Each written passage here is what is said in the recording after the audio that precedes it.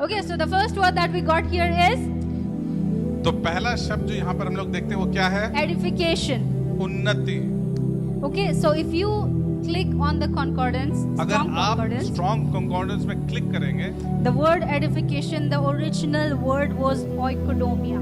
तो यहाँ पर ओरिजिनल शब्द इसका है ओइकोडोमिया।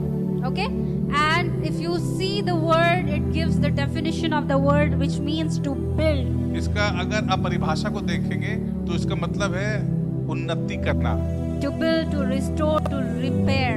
उसको ठीक करना या रिपेयर करना, फिर से वापस उसी तरह से लाना। So whenever a prophecy comes, it edifies, means it builds you up. और इसलिए जब भी भविष्यवाणी आता है तो वो हम सबको उन्नति करता है, हम लोग को बनाता है। It has to build up your business. आपके बिजनेस को It बनाना has to होगा, build up your life.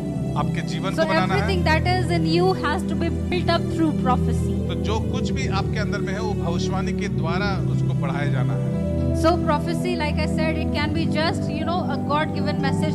A preacher is just standing and he would just say something. और आप देखिएगा कि प्रचारक वहाँ खड़ा है और वो जब कुछ बोलता है He might not know what has happened in your past.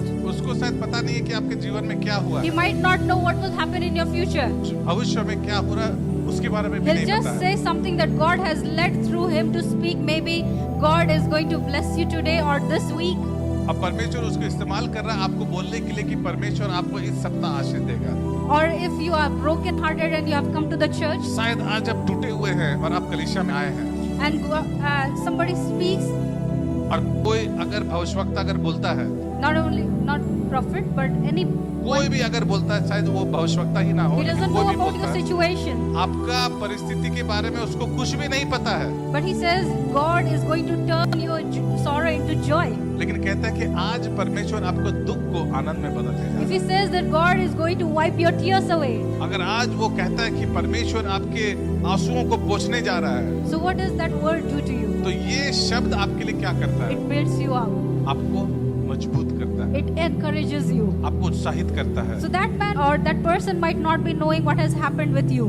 शायद वो आदमी जो बोल रहा है उसको पता भी नहीं होगा कि आप किस परिस्थिति से गुजर कर जा रहे हैं। So that's why I said the prophecy is always given in a known language और that you इसलिए know. मैंने आपको बताया कि भविष्यवाणी ऐसा भाषा में बोला जाता है जिसके द्वारा लोग समझते हैं, So that it may encourage you. ताकि आप उससे उत्साहित हो सके।